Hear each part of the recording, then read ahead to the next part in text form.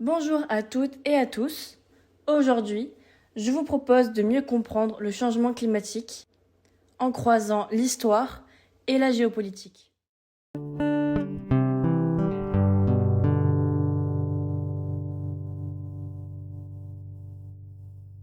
Avant tout, une précision importante, il ne faut pas confondre météo et climat. La météo, c'est ce qu'on observe au quotidien, comme la pluie, le soleil, la température, alors que le climat, lui, correspond à des moyennes établies sur plusieurs décennies. C'est donc une tendance de fond.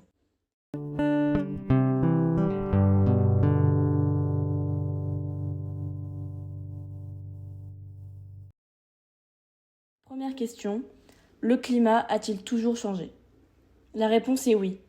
Des historiens, comme Emmanuel Leroy-Ladurie, ont montré que le climat a connu des variations importantes au fil du temps.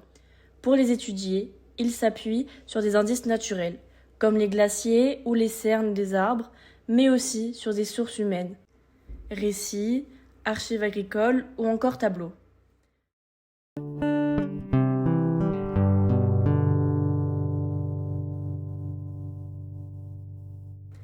Prenons deux exemples marquants.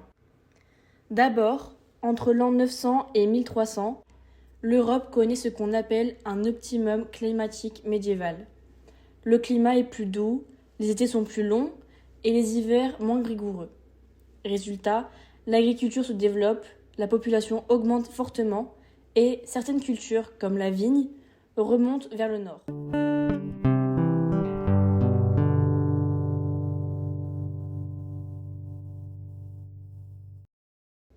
Mais à partir du XIVe siècle, la situation change brutalement avec le petit âge glaciaire.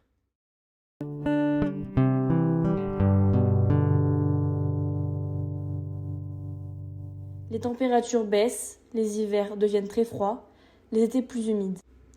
Les récoltes sont mauvaises, les famines se multiplient. Cela montre à quel point les sociétés étaient dépendantes du climat.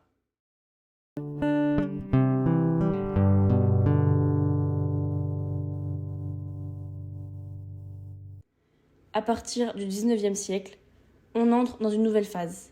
Avec la révolution industrielle, les activités humaines prennent une place centrale. L'utilisation massive du charbon, puis du pétrole et du gaz, entraîne une augmentation des gaz à effet de serre. Pour la première fois dans l'histoire, l'homme modifie le climat à grande échelle.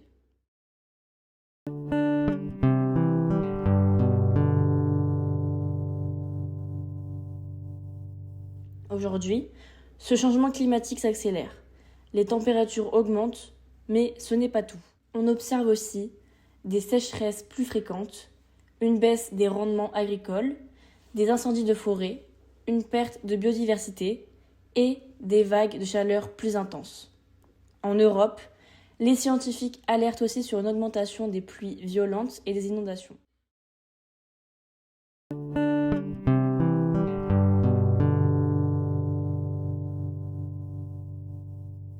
Mais le changement climatique n'est pas seulement un enjeu environnemental, c'est aussi un enjeu géopolitique majeur.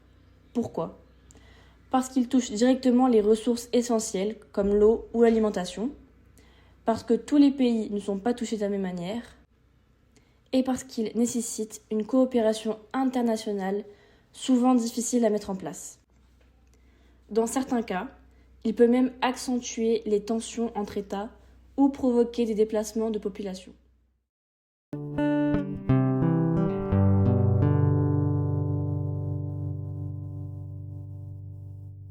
Pour conclure, le climat a toujours évolué, mais le changement actuel est différent.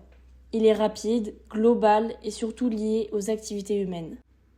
Comprendre cette évolution, c'est essentiel pour mieux agir aujourd'hui et relever l'un des plus grands défis du XXIe siècle. Merci de votre écoute et à bientôt sur Ondes lycéennes.